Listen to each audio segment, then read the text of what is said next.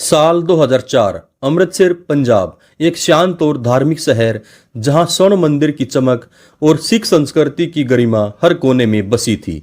लेकिन इस शहर की एक गली में एक ऐसी घटना घटी जिसने न केवल स्थानीय समुदाय को हिलाकर रख दिया बल्कि पूरे देश में चर्चा का विषय बन गया। ये कहानी है बलजिंदर सिंह की, एक राष्ट्रीय सुरक्षा guard NSG black cat commando जिसने देश की सेवा में अपनी जान जोखिम में डाली, लेकिन जिस पर अपनी पत्नी की दहेज के लिए हत्या करने का आरोप लगा। बलजिंदर सिंह एक ऐसा नाम जो वीरता और बलिदान का प्रतीक था, लेकिन एक दिन वह सुर्खियों में आया, नहीं अपने साहस के लिए बल्कि एक जघन्य अपराध के लिए। क्या एक सैनिक जिसने आतंकवादियों के खिलाफ ऑपरेशन सिंदूर जैसे अभियानों में हिस्सा लिया वाकई एक अपराधी हो सकता है? क्या उसकी सैन्य सेवा उसे कानून की नजरों में विशेष छूट दे सकती थी? और सबसे बड़ा सवाल, क्या यह कहानी केवल बलजिंदर सिंह की है या हमारे समाज की उस गहरी बीमारी को दर्शाती है जो दहेज जैसी कुरीति को जन्म देती है? बलजिंदर सिंह का जन्म पंजाब के एक मध्यवर्गीय सिख परिवार में हुआ था। अमृतसर की गलियों में पला बड़ा बलजिंदर सिंह बचपन से ही अनुशासित और साहसी था। स्कूल के दिनों में वह खेलकूद में अव्वल था और उसकी शारीरिक फिटनेस और नेतृत्व अक्षमता ने उसे अपने साथियों से अलग बनाया। परिवार और दोस्तों के बीच वह हमेशा एक नायक के रूप में देखा जाता था, लेकिन बलजिंदर का सपना कुछ बड़ा था। वो देश की सेवा करना चाहता था। युवावस्था में बलजिंदर सिंह ने भारतीय सेना में भर्ती होने का फैसला किया। उनकी कठिन ट्रेनिंग और समर्पण ने उन्हें राष्ट्रीय राइफल्स में जगह दिलाई और बाद में वह एनएसजी के प्रतिष्ठित ब्लैक कैट कमांडो बन गए। एनएसजी भारत की सबसे खास आतंकवाद निरोधी फोर्स में शामिल होना कोई आसान काम नहीं था। बलजिंदर ने दिन रात मेहनत की, खतरनाक मिशनों में हिस्सा लिया और देश की सुरक्षा के लिए अपनी जान जोखिम में डाली।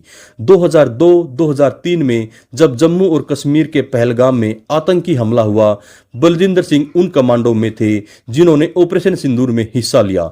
यह ऑपरेशन भारत की जवाबी कार्रवाई थी जिसमें भारतीय सशस्त्र बलों ने पाकिस्तान और पोक में आतंकी ठिकानों को निशाना बनाया। इस अभियान में बलजिंदर की वीरता और साहस की कहानियां उनके साथियों के बीच चर्चा का विषय बनी।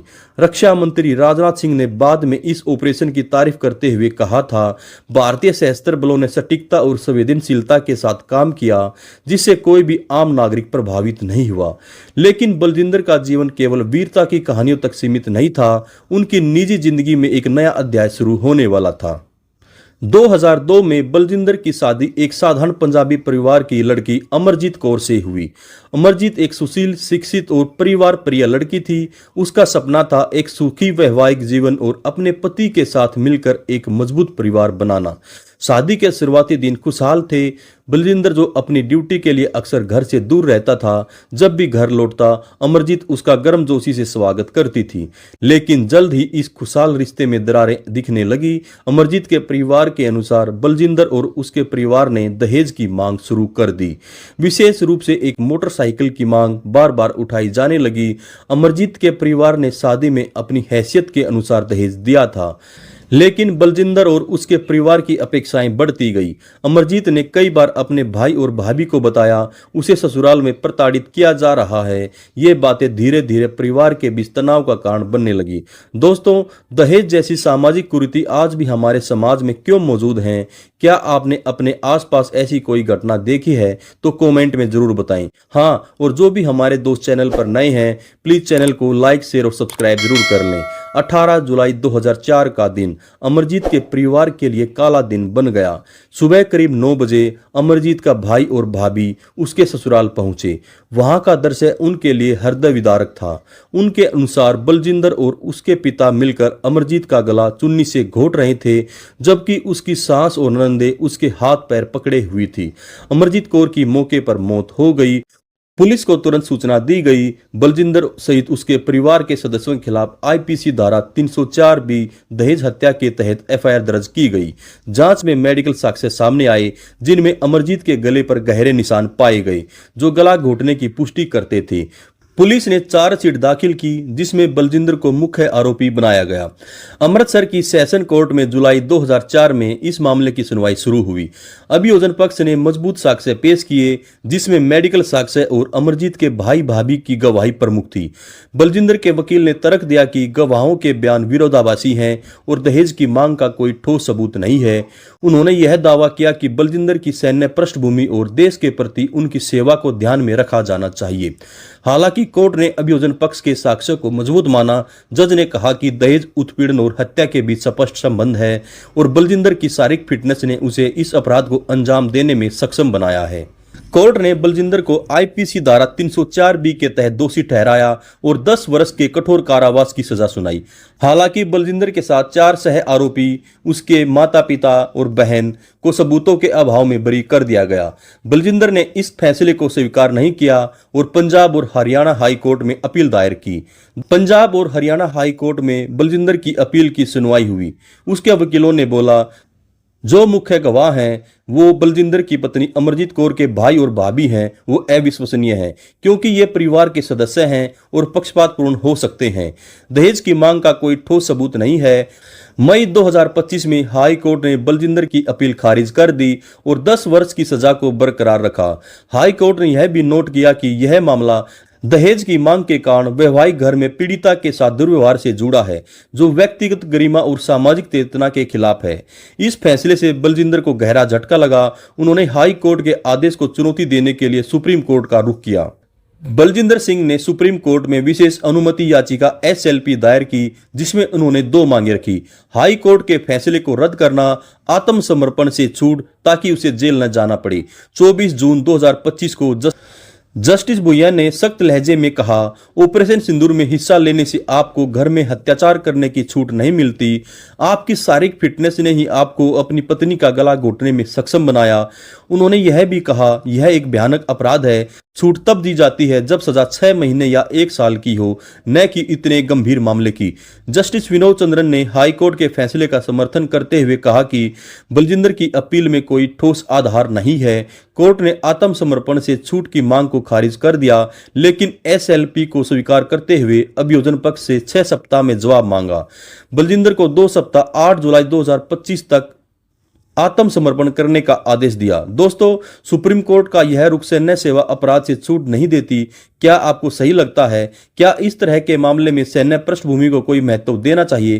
कमेंट में अपनी राय जरूर बताएं। ऑपरेशन सिंदूर, जिसे बलजिंदर ने अपनी याचिका में बार बार उल्लेख किया, यह एक महत्वपूर्ण सैन्य अभियान था। 2002-2003 में जब पहलगाम में आतंकी हमला हुआ, भारत ने जवाबी कार्रवाई के रूप में इस ऑपरेशन को शुरू किया। 6-7 मई की रात भारतीय सशस्त्र बलों ने पाकिस्तान और पोक में आतंकी ठिकानों पर एयर स्ट्राइक की। इस अभियान में 100 से अधिक आतंकवादी मारे गए और भारत के नए एयर डिफेंस सिस्टम आकाश तीर ने महत्वपूर्ण भूमिका निभाई। रक्षा मंत्री राजनाथ सिंह ने ऑपरेशन सिंदूर की तारीफ करते हुए कहा, भारतीय सशस्त्र बलों ने सटीकता और संवेदनशीलता के साथ काम किया जिससे कोई भी आम नागरिक प्रभावित नहीं हुआ। बलजिंदर एक NSG कमांडो के रूप में इस अभियान का हिस्सा थे।